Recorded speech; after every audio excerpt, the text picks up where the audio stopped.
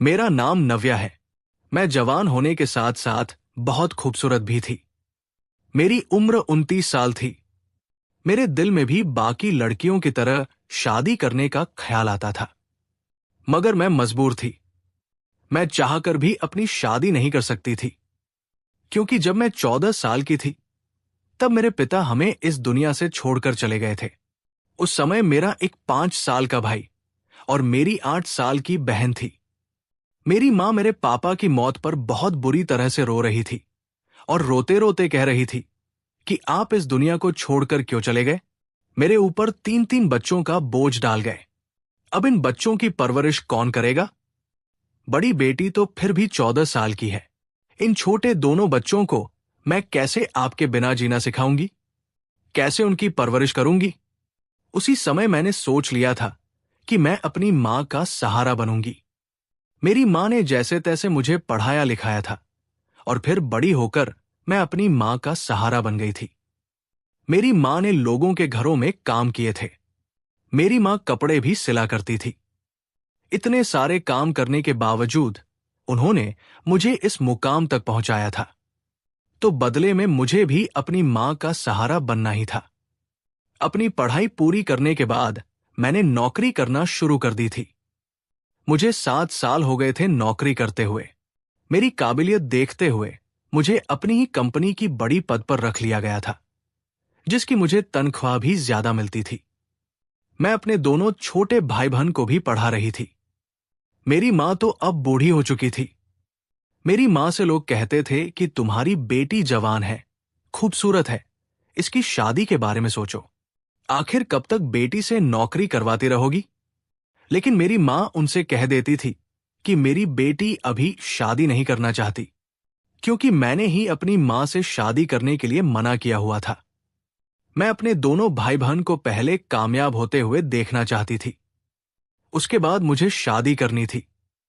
क्योंकि अगर मेरी शादी पहले हो जाती तो फिर मेरे भाई बहन और मेरी बूढ़ी मां का ख्याल कौन रखता? मुझे शादी की कोई जल्दी नहीं थी। अभी तक तो जो भी चल रहा था बिल्कुल ठीक चल रहा था। अपनी नौकरी लग जाने के बाद मुझे किसी तरह की कोई परेशानी नहीं हुई थी। मैं किसी लड़के से प्यार भी नहीं करती थी। ऐसा इसलिए था क्योंकि मुझे प्यार मोहब्बत करने का समय ही नहीं था।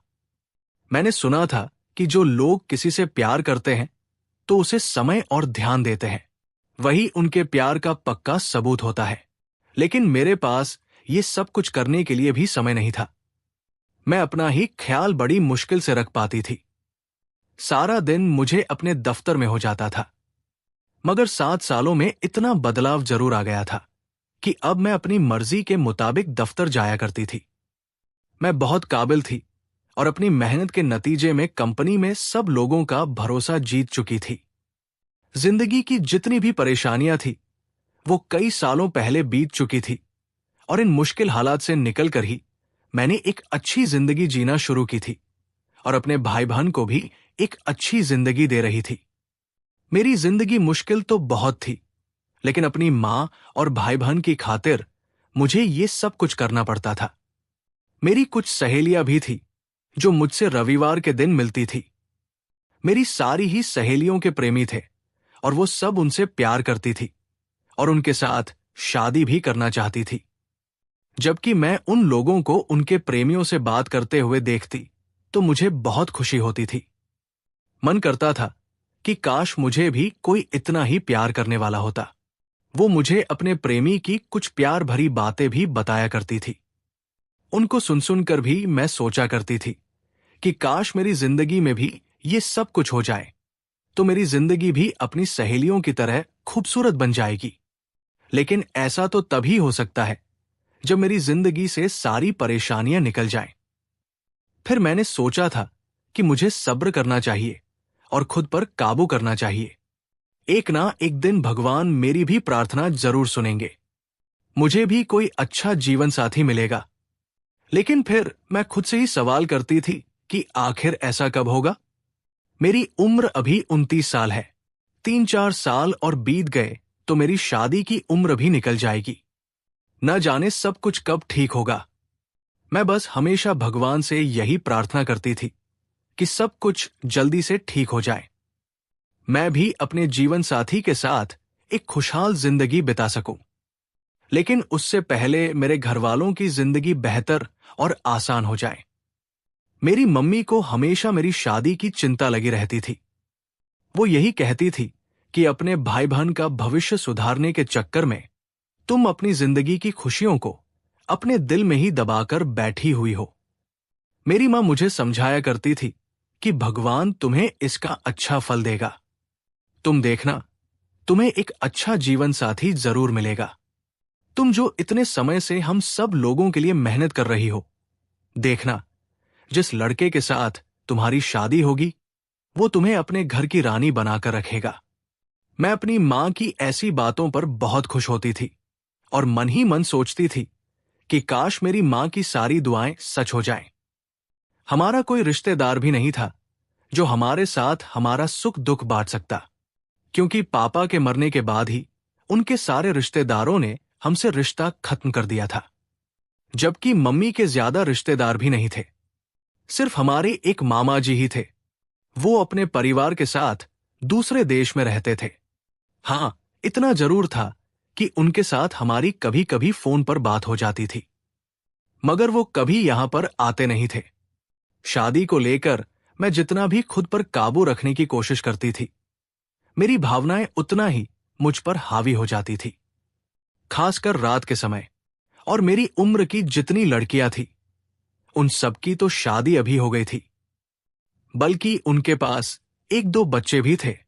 जब मैं रात को अकेली होती थी तो मैं सोचती थी कि काश मेरा भी कोई प्रेमी होता तो मैं उससे अपना अकेलापन दूर कर रही होती। मिल नहीं सकती तो क्या हुआ, फोन पर ही बात कर रही होती।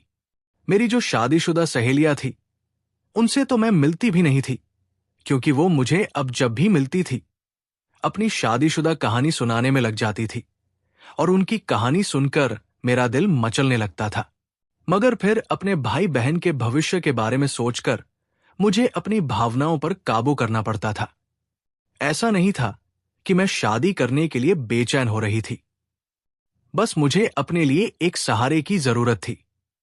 जैसा आजकल के जमाने में होता है, ये नया जमाना है और आजकल के जमाने में हर लड़की के पास उसका सुख दुख बांटने के लिए उसका साथी होता है। मेरे तो भाई बहन भी ऐसे नहीं थे जो मेरे साथ हंसी मजाक कर सकते या थोड़ा बहुत समय बिता सकते। वो तो ज्यादातर अपनी पढ़ाई में व्यस्त रहते थे। मुझसे बात करने का उनको ज्यादा समय ही नहीं मिलता था। मेरी बहन की स्नातक की पढ़ाई पूरी होने वाली थी। पढ़ाई के बाद उसे नौकरी करनी थी, जबकि भाई अभी पढ़ाई कर रहा था। फिलहाल जिंदगी इसी तरह से बीत रही थी और फिर देखते ही देखते मेरी उम्र 30 साल हो गई। मेरी मम्मी ने मुझसे कहा था कि बस मैं तुम्हारी जिद अब आगे और नहीं मानूंगी। तुमने सारी जिंदगी हम लोगों के लिए बहुत कुछ किया। नौकरी करते करते तुमने अपनी शादी की उम्र निकाल दी। जैसे ही तुम्हारी छोटी बहन की नौकरी लग जाती है, मैं तुम्हारी शादी कर दूंगी ताकि तुम्हारा घर बस सके। मैंने मम्मी से कहा था कि मम्मी, सिर्फ बहन की नौकरी लगने से ही कुछ नहीं होगा। अभी पहले भाई की भी नौकरी लग जाए, उसके बाद मैं शादी कर लूंगी। मम्मी कहने लगी कि नहीं बेटा, ऐसे तो बहुत समय लग जाएगा। मैं मम्मी को जैसे तैसे समझा बुझाकर उन्हें शांत करवा दिया करती थी। मेरी अपनी स्कूटी थी और इस स्कूटी से मैं अपने दफ्तर का आना जाना करती थी। एक दिन मैंने देखा कि एक भिखारी काफी दिनों से हमारे मोहल्ले में भीख मांग रहा था। वैसे हमारा मोहल्ला काफी बड़ा था, मगर मैं इसे पिछले एक हफ्ते से रोजाना यहां पर देख रही थी। एक दिन मैं अपनी स्कूटी रोककर उसे गौर से देखने लगी। न जाने क्यों मेरे कदम उसे देखकर रुक गए थे। वो भिखारी फटे पुराने कपड़े पहना हुआ गंदे से रूप में था। मुझे उस पर तरस आ गया। मैंने उसे आवाज देकर अपने पास बुला लिया और अपने बटुए से 100 रुपए का नोट निकालकर उसे दे दिया। मैंने उससे कहा कि अभी मेरे पास खुले पैसे नहीं हैं, अभी यही रख लो। मेरी बात सुनकर वो मुस्कुराया और उसने वो पैसे अपने थैले में डाल लिए। अब मैं आते जाते उस भिखारी को पैसे दे दिया करती थी। एक बार तो मैंने उसे फुटपाथ पर भी देखा था। वो वहां पर भी भीख मांग रहा था।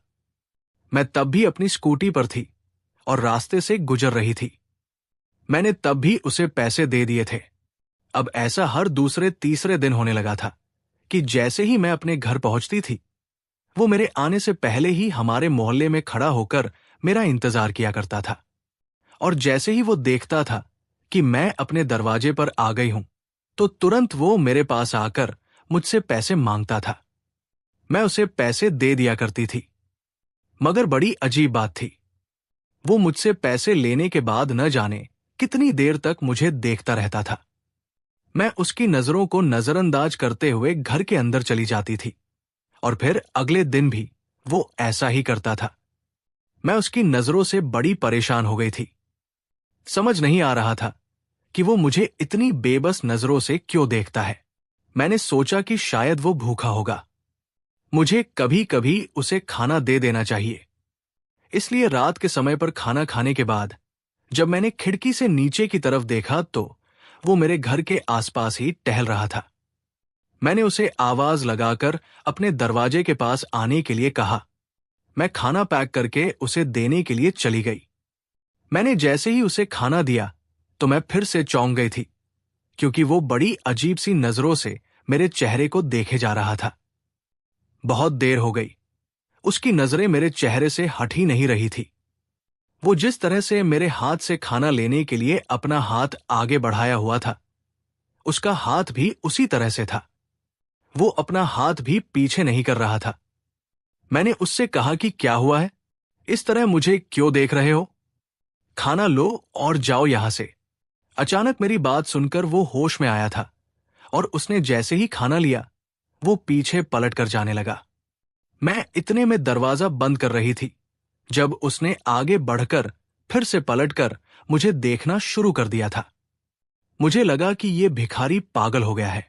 ये सोचते हुए मैं दरवाजा बंद करके अपने कमरे में आ गई थी। मैं देख रही थी कि वो भिखारी अब ज्यादातर हमारे ही मोहल्ले में मुझे कहीं ना कहीं नजर आ जाता था। इसलिए मैंने उससे एक दिन बात की और उससे कह दिया था कि तुम हर रोज रात का खाना हमारे घर से ले लिया करो। लगता है कि तुम कुछ ज्यादा ही गरीब हो। तो वो कहने लगा कि हां, मेरा यहां पर कोई भी अपना नहीं है। अगर आप मुझे खाना दे दिया करोगी तो आपकी बड़ी कृपा होगी। मैंने कहा, अच्छा ठीक है, तुम रात के समय पर खाना लेने के लिए आ जाना। फिर वो रात के बिल्कुल सही समय पर खाना लेने के लिए आ गया था। मेरी मम्मी को भी मैंने बता दिया था कि एक भिखारी है। मैंने उसे बोल दिया है कि वो रात के समय पर हमारे घर से खाना लेकर जाया करेगा। आप उस समय पर खाना पैक कर दिया करो। मम्मी कहने लगी कि चलो ये तो अच्छा हुआ। किसी भूखे को खाना खिलाना बहुत अच्छी बात है। तुमने ये काम बहुत अच्छा किया है बेटी। तभी दरवाजा बजने लगा था और मैंने खिड़की से झांक कर देखा तो वही भिखारी था। मम्मी ने जल्दी से मुझे खाना पैक करके दिया और मैं उस भिखारी को देने के लिए चली गई थी। आज जब मैंने उसे खाने का डिब्बा दिया तो उसने मेरा हाथ पकड़ लिया और कहने लगा कि मुझे आपसे कुछ बात करनी है। उसके हाथ पकड़ने पर मैं बहुत घबरा गई थी। मैंने इधर उधर देखा कि वो मेरे साथ ये किस तरह की हरकत कर रहा है। उसने जब मेरे चेहरे पर डर देखा तो वो कहने लगा कि आपको डरने की कोई जरूरत नहीं मैडम, मुझे आपसे कुछ जरूरी बात करनी है। मैंने कहा, क्या तुम्हें कुछ चाहिए क्या? तुम्हें पैसों की जरूरत है या फिर और खाना चाहिए? तो फिर वो कहने लगा कि नहीं नहीं, मुझे इस तरह की आपसे कोई मदद नहीं चाहिए। बस मैं आपको अपने दिल का हाल सुनाना चाहता हूं। मैं कहने लगी, क्या मतलब है तुम्हारा? अच्छा बताओ तुम क्या कहना चाहते हो? तो वो कहने लगा कि मैं आपको पसंद करने लगा हूं। न जाने कितने समय से मैं आपको देख रहा हूं। आप मेरे दिल को भा गई हो। जब एक बार आपके चेहरे को देख लेता हूं तो मन करता है कि आपके चेहरे से अपनी नजर ही ना हटाऊं। उसकी बात सुनकर मुझे गुस्सा आ गया था। मैंने कहा, तुम ये किस तरह की फालतू बातें कर रहे हो? तुम्हें शर्म नहीं आती ऐसी बातें करते हुए? शक्ल से तो तुम गरीब लगते हो, मगर बातें बड़ी प्यार भरी कर रहे हो। तुम जैसे गरीब भिखारी को ऐसी बातें करते हुए शर्म नहीं आती? तो वो कहने लगा कि शर्म तो उसे आती है मैडम जो कुछ गलत करता है। मैं कुछ गलत नहीं कर रहा, बस मुझे आपसे प्यार हो गया है और मैं अपने प्यार का इजहार सीधे सीधे तरीके से आपसे कर रहा हूं। मैंने कहा कि अपनी बकवास बंद करो और जाओ यहां से। अगर तुम्हें खाना चाहिए तो कल से आ जाना, वरना इस तरह की बातें करोगे तो मैं पूरे मोहल्ले में शोर मचाकर सबको बता दूंगी कि तुम मुझसे गलत बातें कर रहे हो। वो कहने लगा कि मुझे किसी से डर नहीं लगता, बस मैं आपको पसंद करने लगा हूं। क्या आप मुझसे शादी करोगी? उसकी बात सुनकर तो मैं चौंक ही गई थी। मैं उसको इतनी बातें सुना चुकी थी, फिर भी उसके अंदर इतना आत्मविश्वास था कि वो मुझे सीधे शादी के लिए भी प्रस्ताव दे रहा था। मैंने उसको जल्दी से खाना थमाया और झटके से उसके मुंह पर ही दरवाजा बंद करके मैं अपने घर के अंदर आ गई थी। उसकी बातें मुझे बड़ी अजीब लग रही थी और सारी रात मैं उसकी बातों के बारे में सोच विचार करती रही थी। मैं बहुत परेशान थी। अगले दिन जब मैं दफ्तर गई तो मेरी सहेली मुझसे मेरी परेशानी की वजह पूछने लगी, तो मैंने उस भिखारी वाली बात को उसे बताया। तो वो मेरी सहेली कहने लगी कि मैं तुम्हें बताती हूं कि वो भिखारी तुम्हें शादी के लिए बोलकर क्यों गया है। मैंने कहा बताओ उसने ऐसा क्यों किया। तो वो कहने लगा कि तुम एक पढ़ी लिखी खूबसूरत लड़की हो, जितने भी पैसे कमाती हो उसने सोचा होगा कि मैं ऐसी लड़की को अपने प्यार के जाल में फंसा लेता हूं और फिर वो जितना कमा कर लाया करेगी वो मेरा ही होगा और इस तरह उसे भीख भी मांगना नहीं पड़ेगा। वो तुम्हें बेवकूफ समझ रहा है। मैंने कहा तुम सही कह रही हो। भला उस भिखारी को बेवकूफ बनाने के लिए मैं ही मिली थी। उसे क्या लगता है कि उस भिखारी के साथ मैं शादी करने के लिए तैयार हो जाऊंगी? तुम देखना, वो बड़े गंदे से रूप में आता है। मैं क्या उसे कोई भी लड़की भाव नहीं देगी। मेरी सहेली कहने लगी अगर आगे से वो आकर तुमसे यही सब कुछ कहे तो उसको धमकी दे देना कि तुम पुलिस में उसकी रिपोर्ट करवा दोगी, फिर वो खुद ही डर जाएगा। मैंने कहा तुम बिल्कुल ठीक कह रही हो, मैं ऐसा ही करूंगी। मुझे अपनी दोस्त की बात समझ आ गई थी और अब मुझे मतलब समझ आया था कि वो भिखारी मुझे ऐसा क्यों कह गया था। वो न जाने इस तरह मोहल्ले की कितनी लड़कियों को अपनी बातों में लेता होगा, मगर मैं उसकी बातों में आने वाली नहीं थी। अगले दिन जब वो भिखारी आया और मैं उसे खाना देने गई तो उसने फिर से मुझसे वही बात दोहराई थी। इस बार मैंने तेज आवाज में उससे कहा था कि तुम भिखारी हो इसलिए तुम्हें छोड़ रही हूं। अगर तुम्हारी जगह कोई और होता तो इसी समय शोर मचाकर मोहल्ले वालों से उसकी पिटाई करवा देती। शांति से यहां से चले जाओ, इससे पहले मैं कोई गलत कदम उठा लूं। मगर यह देखकर मैं दंग रह गई थी कि वो मेरी बात सुनकर हंसने लगा था। उसने कहा था कि मैं किसी से भी नहीं डरता, मुझे सिर्फ तुमसे प्यार है। तुम मुझे घुमा फिराकर जवाब मत दो, सीधे मुझे बता दो कि तुम मुझसे प्यार करती हो या नहीं। मैंने उससे कहा कि तुम बड़ी चालाक चीज हो, मुझे तुम्हारी असलियत के बारे में पता चल गया है। जब मैंने उसे ये बात कही तो अचानक उसके चेहरे के भाव बदल गए थे और वो कहने लगा कि तुम्हें मेरे बारे में आखिर क्या पता चल गया। मैंने कहा कि मैं सब कुछ जानती हूं कि तुम कौन हो और तुम्हारे दिमाग में क्या चल रहा है। मेरी इस बात पर फिर से उसने मुझे चौंक कर देखा था। वो कहने लगा कि तुम क्या कहना चाहती हो और क्या जानती हो तुम मेरे बारे में, जरा मुझे भी तो बताओ। मैंने कहा कि तुम मुझे बेवकूफ बनाने की कोशिश कर रहे हो। तुम्हें यही लगता है कि मैं तुम्हारे प्यार के जाल में फंस जाऊंगी और उसके बाद मैं जितने भी पैसे कमाती हूं उससे तुम अपनी जिंदगी में मजे करोगे। मेरी ये बात सुनकर उसने एक गहरी सांस भरी और कहने लगा अच्छा तो ये बात है। उसने कहा तो ठीक है, तुम अपना खाना और अपनी भीख भी अपने पास रखो। अगर तुम यही समझती हो तो मुझे तुमसे तुम्हारी भीख भी नहीं चाहिए। ये कहकर वो दरवाजे से पलट गया था और मैं बड़ी अजीब सी सोच लेकर वहीं पर खड़ी हुई उसे देखती रह गई थी।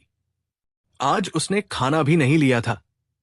मैंने सोचा कि ये तो बड़ा स्वाभिमानी आदमी है, मेरे इतना कहने पर खाना भी नहीं लेकर गया। फिलहाल मैं खाने का डिब्बा हाथ में लेकर अपने घर में आ गई थी, तो मेरी छोटी बहन कहने लगी कि दीदी आप किससे बातें कर रही थी। तो मैंने उसको बताया कि एक भिखारी आया था, उसे खाना देना था, तो वो कहने लगी कि भिखारी खाना क्यों लेकर नहीं गया, आप तो खाना वापस लेकर आ गई हो। मैंने अपनी बहन से कहा कि पता नहीं क्यों नहीं लेकर गया। मैं वो डिब्बा रसोई में रखकर अपने कमरे में वापस आ गई थी और सोचने लगी थी कि आखिर ये भिखारी मुझसे क्या चाहता है। फिलहाल मैंने तो इस बात को अपने दिमाग से निकालने की कोशिश की थी। मुझसे जितना हो सकता था मुझे अपने करियर पर ध्यान लगाना था, इन फालतू बातों में नहीं। कई दिन इसी तरह से बीत गए थे। उस भिखारी से मेरा सामना होता था। मैं उसे आवाज लगाकर पैसे देने के लिए बुलाती थी, तो वो मेरी भीख लेने आता ही नहीं था, और अब खाना लेने आना तो उसने पूरी तरह से बंद कर दिया था। मगर वो मुझे जहां भी मिलता था, और अगर मुझे देख लेता था तो मुझे बस देखता ही रह जाता था। न जाने उसकी ऐसी हरकत का क्या मतलब था। कई महीने इसी तरह से बीत गए थे। मैं उसे कभी कभी देखती थी। एक दो बार तो मैंने उसे अपने दफ्तर के आसपास भी देखा था, मगर हर बार वो अकेला होता था। शायद उस बेचारे का इस दुनिया में कोई भी नहीं था। बस वो मुझे एक नजर देखता रहता था। मुझे उस पर अब तरस आने लगा था। क्या वो सच में मुझसे प्यार करता था? क्योंकि अब काफी लंबा समय हो गया था और अभी तक उसने मुझसे बात करने की कोशिश भी नहीं की थी। मेरे आवाज लगाने पर भी वो मुझसे दूर दूर रहता था। भले ही वो मुझे दूर से देखता रहता था, लेकिन अब मेरे करीब आने की उसने हिम्मत नहीं की थी, ना मेरी भीख लेने के लिए और ना ही मुझसे बात करने के लिए। एक दिन मैं अपने कमरे में लेटी हुई बड़ी गहरी सोच में डूबी हुई थी और इस भिखारी के बारे में सोच रही थी। सोच रही थी कि क्या ये सच में मुझसे प्यार करता है। अगर इसे मुझसे प्यार नहीं होता तो ये मुझे ऐसी बेबस निगाहों से नहीं देखता जिस तरह पहले देखा करता था, और अगर ये मुझे बेवकूफ बनाने की कोशिश कर रहा था तो फिर ये मेरे एक बार के डांटने पर दोबारा भी तो मेरे पीछे पड़ सकता था। इसने तो मुझसे नाता ही खत्म कर दिया। मगर उसकी आंखों में मुझे अपने लिए प्यार अभी भी दिखाई देता है। फिर मैंने एक फैसला किया था, जो कि मेरे लिए गलत तो जरूर था, मगर मैं क्या करती। मुझे उस पर तरस आने लगा था और शायद मैं भी उस पर अपना दिल हार बैठी थी। मेरे लिए ऐसा करना सही तो नहीं था, क्योंकि उसका और मेरा कोई मेल नहीं था। मैं एक पढ़ी लिखी खूबसूरत मध्यम वर्गीय परिवार की लड़की थी, जो अच्छा खासा कमा लिया करती थी। जबकि वह क्या था, वो तो एक मामूली सा दिखने वाला फटे पुराने कपड़े पहना हुआ गंदे से रूप में गरीब भिखारी था, जो न जाने कहां रहता होगा, कहां सोता होगा, और न जाने कितने लोगों के घरों से भीख लेकर वो अपना गुजारा कर रहा है। कई बार तो मेरा दिल कहने लगा कि मुझे उसकी तरफ ध्यान देना बंद कर देना चाहिए। लेकिन फिर जब मैंने देखा कि एक वही इंसान है जो अभी तक मुझे बिना डरे देखता रहता है और अपनी नजरों का दीवाना कर चुका है, मैंने सोचा कि अगर वो सच में मेरा फायदा नहीं उठाना चाहता तो फिर मैं उससे शादी कर लूंगी और मैं उसे कोई छोटा मोटा व्यापार भी करवा दूंगी और खुद भी अपनी नौकरी नहीं छोड़ूंगी। इसी तरह मेरी जिंदगी बीत जाएगी। मुझे पैसों की कोई भूख नहीं है, मुझे तो सिर्फ प्यार और तवज्जो की भूख है। वो मुझे सारी जिंदगी प्यार दे, मेरा ख्याल रखे, बस मेरे लिए यही बहुत है। और अगले ही दिन मैंने उस भिखारी से बात करने का फैसला कर लिया था। मगर अजीब बात यह थी कि पिछले 2-3 दिन से वो मुझे कहीं नजर नहीं आया था। न जाने वो कहां चला गया था। लेकिन फिर एक दिन वो मुझे शॉपिंग मॉल के बाहर नजर आ गया था, जब मैं अपनी सहेलियों के साथ खरीदारी करने के लिए गई हुई थी। मैंने इस बारे में अपनी सहेलियों को कुछ भी नहीं बताया था। मैं जानती थी कि वो लोग मेरा मजाक बनाएंगे, क्योंकि उन लोगों के जो प्रेमी थे, कोई डॉक्टर था तो कोई इंजीनियर था तो कोई अपने बड़े बाप का बेटा था। लेकिन जब उन्हें यह पता चला कि मैं एक भिखारी के पीछे जा रही हूं, तो वो लोग मेरा बहुत मजाक उड़ाते। मैं उन लोगों से छुपकर उस भिखारी से मिलने के लिए चली गई थी, जहां पर हम लोग थे। वो बहुत भीड़ भाड़ वाली जगह थी, इसलिए मैंने उसे पार्क में चलने के लिए कहा था। वो मेरे साथ साथ पार्क में चला गया था। वहां जाने के बाद मैंने उससे कहा था कि तुम मुझे इतनी घूर घूर कर क्यों देखते हो? तो वो कहने लगा कि तुम्हारी सोच के हिसाब से मैंने तुम्हारे घर का खाना लेना भी बंद कर दिया, क्योंकि तुम्हें ऐसा लगता है कि मैं तुम्हारा फायदा उठा सकता हूं। अब मेरी नजरें तुम्हारे चेहरे पर जाकर टिक जाती हैं, तो इसमें मेरी कोई गलती नहीं है। मैं अपनी नजरों पर काबू नहीं रख सकता। मैं खुद पर काबू जरूर रख सकता हूं। जब भी तुम मेरे सामने आती हो, मेरी नजर तुम्हारे चेहरे का दीदार करती रहती है। आखिर प्यार करता हूं मैं तुमसे, क्या करूं? मैंने उससे कहा कि तुम सच कह रहे हो ना? तो वो कहने लगा कि हां, मैं सच कह रहा हूं। तुम जैसी खूबसूरत लड़की आज तक मैंने कहीं नहीं देखी, और मैंने तुम्हारे ही मोहल्ले वालों से तुम्हारी तारीफ भी सुनी है। जब से मेरे दिल में तुम्हारे लिए और ज्यादा इज्जत बढ़ गई। तुम्हारे मोहल्ले की एक औरत कह रही थी कि इस बेचारी लड़की ने अपने भाई बहन के भविष्य की खातिर अपनी शादी नहीं की। बेचारी नौकरी करके अपना और अपने परिवार का अकेले ही पेट पाल रही है। तब मुझे ये एहसास हुआ कि तुम जैसी लड़कियां इस दुनिया में बहुत कम है। तुम बहुत अच्छी लड़की हो, जिसने अपने बारे में ना सोचकर अपने परिवार के लिए ढेर सारे बलिदान किए। बस तभी से मैं तुम पर अपना दिल हार बैठा था। मैं तुमसे एक वादा करता हूं। मैं एक भिखारी हूं। भला मैं तुम्हारा क्या फायदा उठाऊंगा? तुम चाहो तो खाली हाथ भी मेरे पास आ सकती हो। मुझे तुम्हारी नौकरी की भी कोई जरूरत नहीं है। भले ही मैं भीख मांगकर सारी जिंदगी तुम्हारी इच्छाओं को पूरा करूंगा, मगर कभी तुमसे नौकरी नहीं करवाऊंगा। उस भिखारी की बात सुनकर अचानक मेरा दिल पिघलने लगा था। उसे मेरी इतनी चिंता थी। अब मुझे एहसास हुआ था कि इस जिंदगी में कभी मेरी इतनी चिंता मेरी मां के अलावा किसी और ने नहीं की थी। ये एक ऐसा इंसान था जिसकी तारीफ ने मेरे दिल को जीत लिया था, और अब मैं खुद पर काबू नहीं कर पाई। मैंने उसे बता दिया था कि मैं भी तुमसे प्यार करने लगी हूं। इस तरह हम दोनों के बीच प्यार मोहब्बत का सिलसिला शुरू हो गया था। मैंने उससे कहा था कि तुम भिखारी हो, थोड़ा अजीब लगता है। क्या तुम ये काम छोड़कर कोई और काम नहीं कर सकते? वो कहने लगा, मैं बहुत गरीब हूं। मेरी बहुत बड़ी मजबूरी है।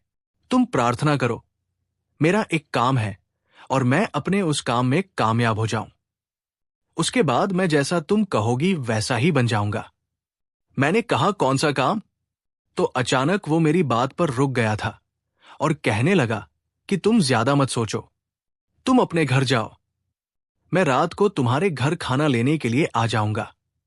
तुम्हारे घर का खाना बहुत अच्छा होता है।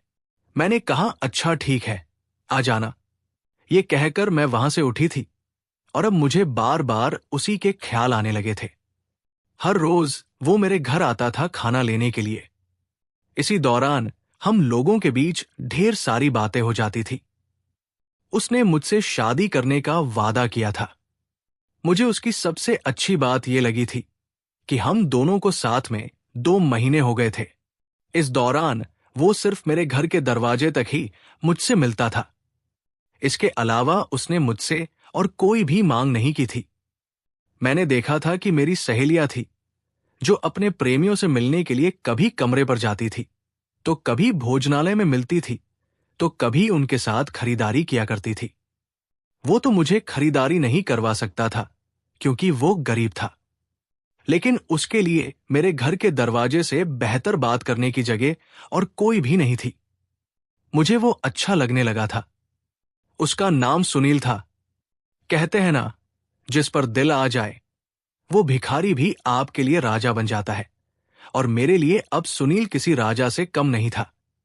मैं उससे बहुत प्यार करने लगी थी। मैंने सुनील से कहा था कि जैसे ही मेरे भाई बहन की नौकरी लग जाती है, मैं तुमसे शादी कर लूंगी। सुनील को इस बात से कोई दिक्कत नहीं थी। सुनील ने कहा था कि इस दौरान मैं भी अपना घर खरीद लूंगा। जैसे ही मेरा अपना घर हो जाएगा, मैं तुम्हें यहां से ले जाऊंगा। सुनील कहता था कि जैसा तुम कहोगी वैसा ही होगा। तुम किसी की बात की चिंता मत करो। इसी तरह कई महीने बीत गए थे और हम दोनों के प्यार के बारे में किसी को कुछ पता नहीं था। मैंने सोच लिया था कि जैसे ही मेरे दोनों भाई बहन नौकरी पर लग जाएंगे, मैं घर में पैसे देना बंद करके अपने पैसे सुनील को दिया करूंगी, ताकि वो अपना व्यापार कर सके और भिखारी बनकर भीख मांगनी बंद कर दे। क्योंकि किसी भिखारी से तो मेरी मम्मी मेरी शादी नहीं करवा सकती। मैं तो सुनील के प्यार में डूबती चली गई थी और उसकी पूरी तरह से दीवानी हो गई थी। मैं अपनी जिंदगी में बहुत खुश थी, क्योंकि मेरी चिंता करने वाला और मुझसे बातें करने वाला मुझे एक ऐसा इंसान मिल गया था जो मेरे हर सुख दुख का साथी था। लेकिन शायद कुछ दिनों बाद मेरी इस खुशी को नजर लग गई थी। सुनील न जाने कहां चला गया था।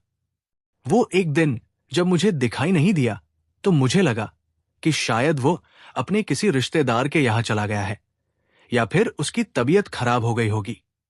मगर वो तो कई दिन तक नहीं आया था और मैं उसके लिए बहुत परेशान हो गई थी। न जाने वो मुझसे प्यार मोहब्बत के वादे करके कहां चला गया था। मैं उसे ढूंढते ढूंढते थक गई थी। पूरे एक महीना मैं उसके लिए परेशान रही थी। जहां जहां पर वो मुझे अब तक मिल चुका था, मैं उस जगह पर गई थी। लेकिन सुनील तो जैसे इस दुनिया से गायब ही हो गया था। उसका तो नामो निशान भी मुझे नहीं मिल रहा था। मैं उसके लिए बहुत रो रही थी, तड़प रही थी। मुझे नहीं पता था कि वह मुझे इस तरह भी छोड़कर जा सकता है। काफी दिनों तक तो मैं यही सोचती रही कि हो सकता है उसकी कोई आपातकालीन स्थिति हो। मगर वो कितने दिनों तक की हो सकती है? उसे तो कुछ ज्यादा ही समय लग गया था। मेरे पास उसका न कोई पता था और न ही कोई संपर्क नंबर था। न ही कोई ऐसा इंसान था जिसके जरिए मैं सुनील की जानकारी निकाल सकती थी। मैं बहुत परेशान हो गई थी सुनील की वजह से और बस खामोश सी रहती थी।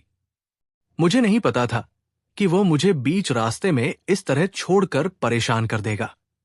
मुझे अपनी जिंदगी में कुछ भी अच्छा नहीं लग रहा था। इसी दौरान मेरी बहन ने आकर एक खुशखबरी सुनाई थी कि उसकी नौकरी लग गई है। इस बात पर मुझे खुश होना चाहिए था, लेकिन न जाने क्यों मेरा मन उदास था। कई महीने इसी तरह से बीत गए थे। मेरी आंखों में अभी भी सुनील की तलाश थी, मगर वो नहीं आया था और अब मुझे यही लगने लगा था कि वो मुझे धोखा देकर चला गया। उसने मुझसे प्यार मोहब्बत के दावे किए और अब वो न जाने कहां गायब हो गया। मगर फिर मैं ये भी सोचा करती थी कि उसने मेरे साथ कभी कुछ गलत नहीं किया। इसे धोखा नहीं कहते। धोखा तो उसे कहते हैं जब कोई लड़का किसी लड़की का गलत फायदा उठाता है। उस बेचारे ने तो कभी मुझसे अकेले में बात भी नहीं की थी। वो मेरे दरवाजे पर खड़े होकर मुझसे बातें करता था और कोई आसपास के मोहल्ले का गुजर कर आता जाता था तो वो खामोश हो जाता था, ताकि मेरे चरित्र पर लोग सवाल न उठा सकें। तो फिर वो कहां चला गया था? ये सवाल मैं अपने आप के अलावा किसी से भी नहीं कर सकती थी, क्योंकि सुनील के बारे में मैंने किसी को भी कुछ नहीं बताया था। इसी तरह सुनील का इंतजार करते करते मुझे पूरे 8 महीने बीत गए थे और अब मेरी आंखों ने उसकी तलाश करना छोड़ दिया था। लेकिन मुझे अभी भी उसकी बहुत याद आती है। मेरे दिल से उसकी याद निकलती ही नहीं थी। मैं बस अकेले में रोती रहती थी और दिन ब दिन कमजोर होती जा रही थी। सब मुझसे मेरे कमजोर होने की वजह पूछते थे। अब मैं उन्हें क्या बताती कि मुझे क्या बीमारी लगी हुई थी। फिर एक नई चिंता मुझे मेरी मम्मी ने दे दी थी। उन्होंने कहा था कि तुम्हारी बहन की अब नौकरी लग गई है और जैसा कि मैं तुमसे पहले भी कह चुकी थी, मैं तुम्हारी बहन की नौकरी लगने के बाद तुम्हारी शादी करवा दूंगी। इसीलिए मैंने 2-3 लोगों से तुम्हारे रिश्ते के बारे में कह दिया है। मैं मम्मी की बात सुनकर चौंक गई थी और मैंने उनसे मना किया था कि अभी मैं शादी नहीं करना चाहती। मैंने तो आपसे कहा था कि जब भाई की भी नौकरी लग जाएगी उसके बाद मैं खुद शादी कर लूंगी। मम्मी कहने लगी कि ऐसा नहीं होगा, तुम्हारी उम्र निकल जाएगी, फिर तुम्हारे रिश्ते भी आना बंद हो जाएंगे। मैंने मम्मी से कहा कि कोई बात नहीं, मैं सारी जिंदगी कुंवारी ही बिता दूंगी। मम्मी कहने लगी कि तुम ये किस तरह की बातें कर रही हो बेटा, ऐसा नहीं कहते हैं। क्या तुम सारी जिंदगी हम लोगों के नाम पर ही बिता दोगी? एक दिन मैं इस दुनिया को छोड़कर चली जाऊंगी। तुम्हारे भाई बहन अपने अपने कामों में व्यस्त हो जाएंगे और फिर उनकी भी शादियां हो जाएंगी। और तुम्हारा क्या होगा? जिसे सबकी चिंता है वो फिर भी खाली हाथ रह जाएगी। नहीं, मैं ऐसा नहीं होने दूंगी। मेरी मम्मी ने अपनी जोर जबरदस्ती के साथ मेरा रिश्ता तय करने का फैसला कर लिया था, मगर मेरा दिल अंदर से शादी करने के लिए बिल्कुल भी तैयार नहीं था। अब मैं अपनी मम्मी को क्या बताती कि मैं आज भी सुनील का इंतजार करती हूं। एक दिन मम्मी बहुत खुश थी और कहने लगी कि रविवार को तुम अच्छे से तैयार हो जाना, अपनी सहेलियों के साथ कहीं मत जाना, तुम्हें लड़के वाले देखने के लिए आ रहे हैं। मम्मी की बात सुनकर मैंने उनसे अभी भी मना किया था कि मैं अभी शादी नहीं करना चाहती हूं। आप मेरी बात मानती क्यों नहीं हो? मम्मी ने कहा था कि तुम बिल्कुल खामोश रहो, जैसा मैं कहती हूं वैसा ही करो। अगर तुमने ज्यादा बोलने की कोशिश की तो अच्छा नहीं होगा। अब मैं तुम्हारी एक और नहीं सुनूंगी। और फिर मजबूरन मुझे मम्मी की बातों के आगे हार माननी पड़ जाती थी। और फिर रविवार भी आ गया था। मेरी मम्मी ने मुझे तैयार होने के लिए कहा था, मगर मैं तैयार नहीं हुई थी। जैसे रूप में मैं थी वैसे ही रूप में लड़के वालों के सामने आ गई थी। मैं बैठी हुई थी जब लड़के की मां मुझसे तरह तरह के सवाल कर रही थी। इस समय मेरी नजरें झुकी हुई थी और मेरे दिल में बार बार सुनील का ख्याल था। आज मुझे सुनील की बहुत याद आ रही थी। लड़के की मां मुझसे जो भी सवाल करती थी मैं उसका गर्दन हिलाकर हाँ या ना में जवाब दे दिया करती थी। मेरे मुंह से कोई शब्द नहीं निकल पा रहा था। मन कर रहा था कि मैं फूट फूट कर रोऊं। और उस दिन मैं सोच रही थी कि मुझे सुनील से प्यार ही नहीं करना चाहिए था। मुझे वैसे भी बहुत शौक था ना प्यार करने का, किसी लड़के को अपना प्रेमी बनाने का। अब मुझे पता चल गया था कि प्यार करना कोई आसान काम नहीं है। इसमें खुशियां मिलने के साथ साथ आंखों में आंसू भी मिलते हैं। मेरी आंखों से जैसे ही आंसू गिरने वाले होते थे मैं उन्हें पोंछ लेती थी ताकि किसी को शक ना हो कि मैं रो रही हूं। अभी कुछ ही देर बीती थी कि अचानक घर के दरवाजे से कोई हमारे घर के अंदर दाखिल हुआ था। ये इंसान कौन था? वो अंदर आया और उसने सबके सामने खड़े होकर मुझे आवाज लगाई, नव्या। मैंने झटके से उसकी तरफ बड़ी गौर से देखा था। ये आवाज तो मुझे कुछ जानी पहचानी सी लग रही थी, मगर ये इंसान कौन था? मैं इसे पहचान नहीं सकी थी। उसने दोबारा से कहा कि नव्या, ये सब क्या है? सब लोग उसे फटी फटी नजरों से देखने लगे थे कि ये कौन है और अचानक घर में घुसकर इस तरह की बातें क्यों कर रहा है, मेरा नाम अपनी जुबान पर बार बार क्यों ले रहा है। उस समय मेरा भाई भी घर पर मौजूद था। वो उसके सामने आकर खड़ा हो गया और कहने लगा कि तुम कौन हो और घर के अंदर क्यों घुसे चले आ रहे हो। वो कहने लगा कि मैं तुम्हारी बहन से प्यार करता हूं। मैं इसे किसी और का होते हुए नहीं देख सकता। इन लोगों को यहां से भेज दो। लड़के की मां अचानक से एक झटके से उठी और मेरी तरफ देखकर कहने लगी, क्या ये तुम्हारा प्रेमी है? मेरी मम्मी कहने लगी कि नहीं नहीं बहन, आपको गलतफहमी हो रही है। हम नहीं जानते कि ये लड़का कौन है। तभी वो लड़का फिर से कहने लगा कि जी आप यहां से जाइए, मुझे इन लोगों से कुछ जरूरी बात करनी है। उस औरत ने अपने चेहरे पर गुस्सा लाते हुए मेरी मम्मी की तरफ देखकर कहा, क्या तुमने हमें यहां पर अपमानित करने के लिए बुलाया है? तुम्हारी बेटी का तो पहले से ही प्रेमी है। हमें बुलाकर आखिर तुम क्या साबित करना चाहती थी? मेरी मम्मी उन्हें रोकने की कोशिश करने लगी, मगर वो अपने बेटे को लेकर हमारे घर से निकल गई थी। उन लोगों के जाने के बाद मेरे भाई ने उस लड़के का कॉलर पकड़ लिया, जबकि मैं भी लगातार उसे देख रही थी और सोच रही थी कि ये इसने क्या कर दिया। मेरे भाई ने उस पर हाथ उठाने की कोशिश की थी। उसने मेरे भाई का हाथ पकड़ लिया और कहने लगा कि हाथ मैं भी उठा सकता हूं। मैं तुम लोगों से शांति से बात करना चाहता हूं और तुम लोग इतना हंगामा कर रहे हो। उसने मेरी तरफ देखा और वो कहने लगा कि नव्या, समझाओ अपने घर वालों को, मैं सुनील हूं।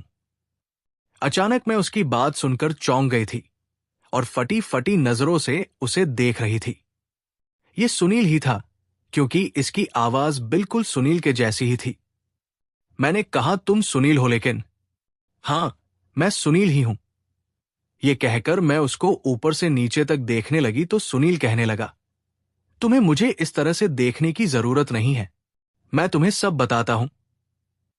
दरअसल मैं एक पुलिस ऑफिसर हूं, मैं कोई भिखारी नहीं हूं। आज तक तुमने मुझे भिखारी के रूप में देखा है, इसलिए तुम्हारे लिए मुझे पहचानना बहुत मुश्किल हो रहा है। मैंने सुनील से कहा, धोखेबाज इंसान, तुम तो मुझे छोड़कर चले गए थे। मैं कितने समय से तुम्हारा इंतजार कर रही हूं। तुम पुलिस ऑफिसर हो तो मैं क्या करूं? तुम अभी भी झूठ बोल रहे हो। आज यहां आकर तुम तमाशा क्यों लगा रहे हो? तुम सबके सामने मेरी बेइज्जती करने के लिए आ गए हो। तुम्हारे यहां आने का क्या समय है सुनील? तुमने क्या मुझे बेवकूफ समझा हुआ है? मैं हर बार तुम्हारी बातों में आती रहूंगी। मैं ताली बजाते हुए उससे ये बात कह रही थी तो वो कहने लगा कि नव्या, तुम गलत समझ रही हो, मैं तुम्हें पूरी बात बताता हूं। तभी मेरी मम्मी कहने लगी, ये सब कुछ क्या हो रहा है? कोई हमें भी तो कुछ बताए। और मेरा भाई भी गुस्से से आग बबूला हो रहा था। इतने में ही सुनील कहने लगा कि आप लोग शांत हो जाइए, मैं आपको पूरी बात बताता हूं। उसने बताया कि मैं एक पुलिस ऑफिसर हूं। हमें खबर मिली थी कि इस शहर में बच्चा चोरी करने की बहुत सारी घटनाएं सामने आ रही है, इसलिए मुझे उनको पकड़ने की जिम्मेदारी सौंपी गई थी। मैं उन लोगों को भिखारी बनकर ही तलाश कर सकता था, क्योंकि वो लोग भी भिखारी बनकर ही लोगों के घरों में भीख मांगने के लिए जाते थे और उनके घर से बच्चों को बहाने से चोरी कर लिया करते थे। हमें ऐसी पूरी टोली को पकड़ना था। काफी समय तक मुझे इस शहर में उस टोली को पकड़ने में बहुत दिक्कत हुई थी, क्योंकि वो बहुत चालाक लोग थे और पिछले 6 महीने पहले मैंने उन लोगों को पकड़ लिया था। अंत में पूरी टोली हम लोगों के हाथ लग गई थी, मगर इस दौरान उन लोगों ने मुझ पर हमला कर दिया था। उनकी बंदूक से निकली गोली मेरी टांग में लग गई थी, जिसकी वजह से मैं ठीक से चल भी नहीं पा रहा था। मुझे अस्पताल में भर्ती कराया गया था। मेरी हालत इतनी भी नहीं थी कि मैं खुद से उठकर बैठ सकूं। आपको यकीन नहीं आता तो मैं आपको अपनी टांग दिखा देता हूं। सुनील ने अपनी पैंट ऊपर करके अपनी टांग पर लगी हुई गोली का जख्म हमें दिखाया था और फिर वो कहने लगा कि मुझे ठीक होने में बहुत समय लग गया था। मैं नव्या से किसी तरह से संपर्क करना चाहता था, मगर मेरे पास उसका कोई फोन नंबर नहीं था। सुनील ने मेरी तरफ देखकर कहा कि मुझे माफ कर देना नव्या, मैं तुम्हें अपने पुलिस अफसर होने के बारे में नहीं बता सका, क्योंकि अगर गलती से भी किसी को यह खबर लग जाती कि मैं भिखारी नहीं हूं तो शायद मेरे लिए उस टोली को पकड़ना बहुत मुश्किल हो जाता। इसीलिए मैंने अपनी पहचान सबसे छुपाई थी और तुमसे मैंने काफी सारे झूठ भी बोले थे। मगर यह सच है कि मैं तुमसे प्यार करता हूं। मैं अब ठीक हुआ तो मैं अपने असली रूप में तुम्हारे सामने आना चाहता था। आज मैं तुमसे मिलने के लिए तुम्हारे घर आ रहा था। तब मैंने घर से बाहर बड़ी सी गाड़ी खड़ी हुई देखी। मैंने सोचा कि न जाने ये गाड़ी तुम्हारे दरवाजे पर क्यों खड़ी है, इसलिए मैंने आसपास के लोगों से पूछा तो उन्होंने बताया कि आज तुम्हें लड़के वाले देखने के लिए आ रहे हैं। ये बात सुनकर मुझसे रहा नहीं गया और मैं तुरंत ही अंदर आ गया और उन सब लोगों के सामने ये सब हो गया। कृपया मुझे माफ कर देना आप सब लोग। मैं जानता हूं कि मेरी वजह से आप लोगों का अपमान हुआ है, मगर मैं क्या करूं? मैं नव्या से बहुत प्यार करता हूं। जब मुझे पता चला कि उसको लड़के वाले देखने आ रहे हैं तो मैं अपना गुस्सा काबू नहीं कर सका। मैं आप लोगों को भरोसा दिलाता हूं कि मैं एक बहुत अच्छा इंसान हूं और आपकी बेटी को सारी जिंदगी बहुत खुश रखूंगा। सुनील की बात पूरी हो गई थी। मेरी आंखों में आंसू थे, मैं कुछ बोल नहीं पा रही थी।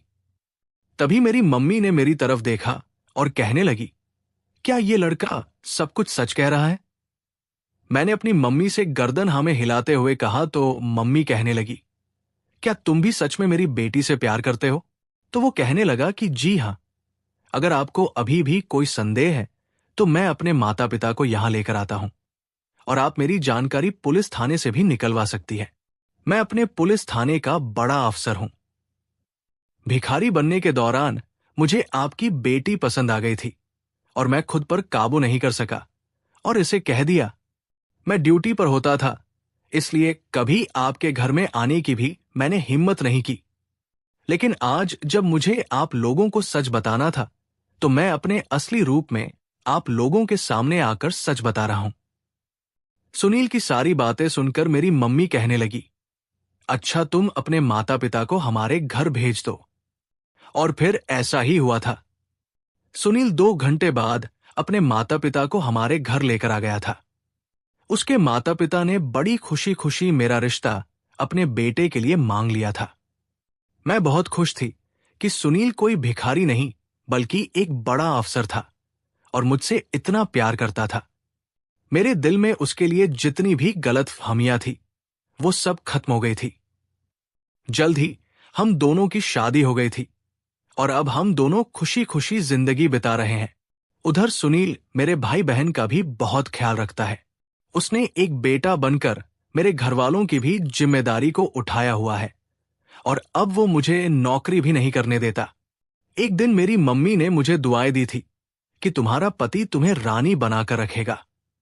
सुनील बिल्कुल मुझे किसी रानी से कम नहीं समझता था। मेरी हर इच्छा को पूरा करता था। उसके माता पिता भी बहुत अच्छे थे। सुनील का साथ पाकर मेरी जिंदगी पूरी तरह से बदल गई थी। जो मेरे माता पिता की जिम्मेदारी कभी मेरी हुआ करती थी, अब वो एक बेटे की तरह उस जिम्मेदारी को पूरी कर रहा था। आज मैं अपने पति के साथ बहुत खुश हूं। बस आप लोगों से यही कहना चाहती हूं कि हमें अपने दिल में गलत विचार लाने से पहले सामने वाले की स्थिति के बारे में सोच लेना चाहिए।